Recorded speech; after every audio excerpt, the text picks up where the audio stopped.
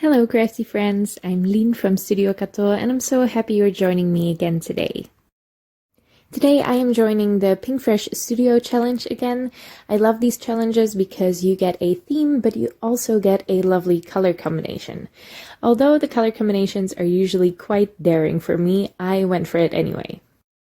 And I will link to the challenge so you can see the color combination that was recommended for the challenge, but I am basically using all the colors here. Now, there was a soft yellow in there, a green, but it's almost a teal green, so I'm using teal as well. Then there was some light blue, I think, or light teal, and red, and green. I feel like I'm missing one. Anyway, I will link it below, but I figured this is a great way to see how I go about where to put which colors. If I choose a color palette beforehand, I really keep it in mind that I keep my lightest colors or my most subtle colors in the background. If your background is more subtle, it will draw attention to your more bold focal point. So that's a great way to use colors to your advantage in a card. Like here, my yellow and my soft teal will be in the background. The background has a little bit of white texture to it, but otherwise it's pretty simple. And my focal point is going to be more intricate, and it will also be bright red and bright pink. So it's going to be a lot more shouty, a lot more loud than my subtle background. Now for my focal point, I am using the Thankful for Friends stamp set, also by Pinkfresh Studio, and I'm using that gorgeous bold flower there. It also has it has a pretty intricate design. That's why I kept my background pretty simple, and I didn't do the second layer of the stencil set. Keeping your background less detailed than your focal image is also a great way to draw more attention to your focal image. So I am stamping this in Versafine Onyx Black, and I will emboss this with Clear Gloss Superfine Embossing Powder by Wow. However, I was planning on ink blending this flower, and I didn't. Instead, I will use some alcohol markers to color this in, but I don't recommend this. If you're planning on using alcohol markers, you should never use embossing powder. It has a high likelihood of ruining your markers, so don't do what I did. Just use some alcohol marker friendly ink instead. Don't emboss it, or if you really want that embossed look, color it first or stamp it first with alcohol marker friendly ink, then color it, then put it back in your Misti with a stamping tool. This is easy, and then stamp with some embossing ink, and that will give you that embossed line look. I love that look.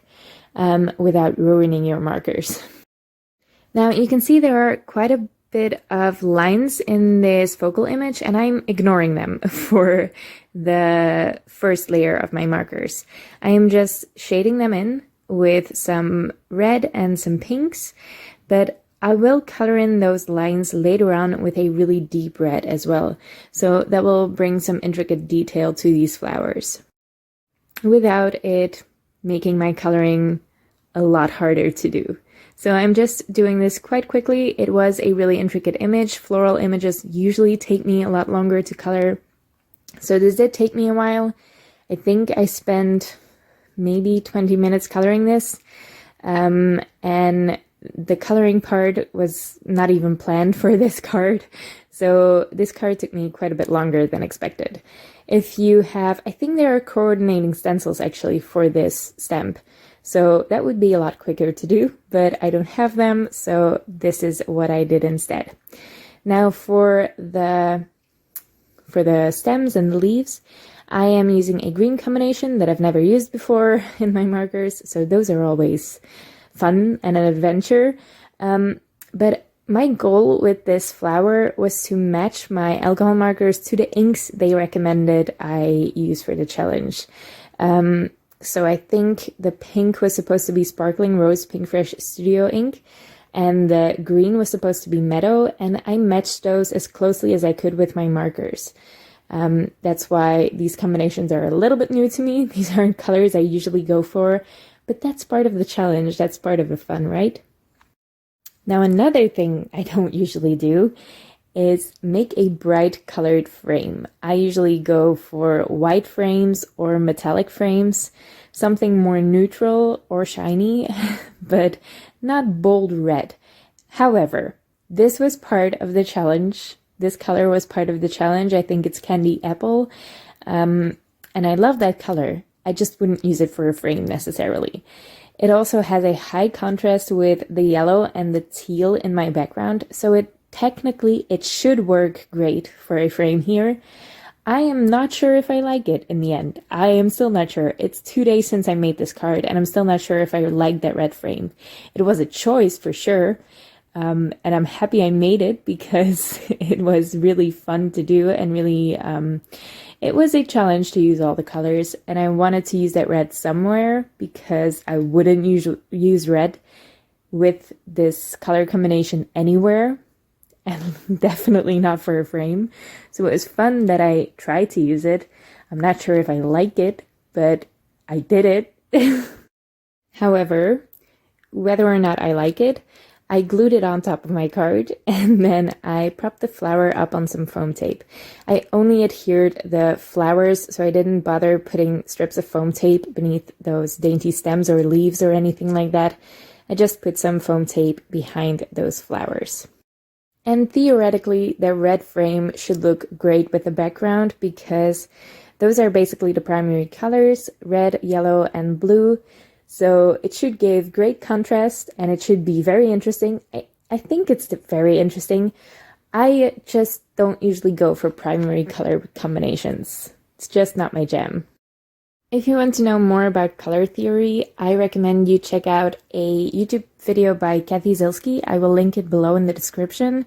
She is a designer, not just a card designer. She is a designer, graphic designer. And she has a great video on color theory. I will link it below, but I will also try to focus more on color theory in my next videos as well.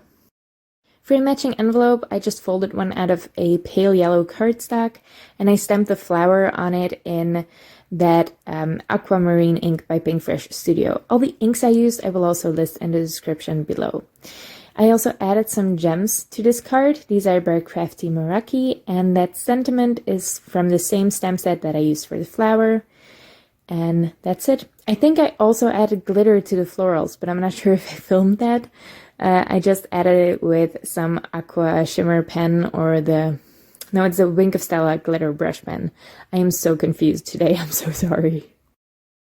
So the flowers shimmer as well, and I really like that. I also really like the bold colors in this card. Still not sure on the red frame, but I think it's growing on me. Let me know what you think about that really red frame, because it's doing my head in, to be honest. If you like this card and if you like the video, please leave a thumbs up on this video and leave your thoughts in the comments below. I would love to read them. You can also subscribe to my channel if you want to see more of my videos. Thank you so much for watching, and I'll see you next time.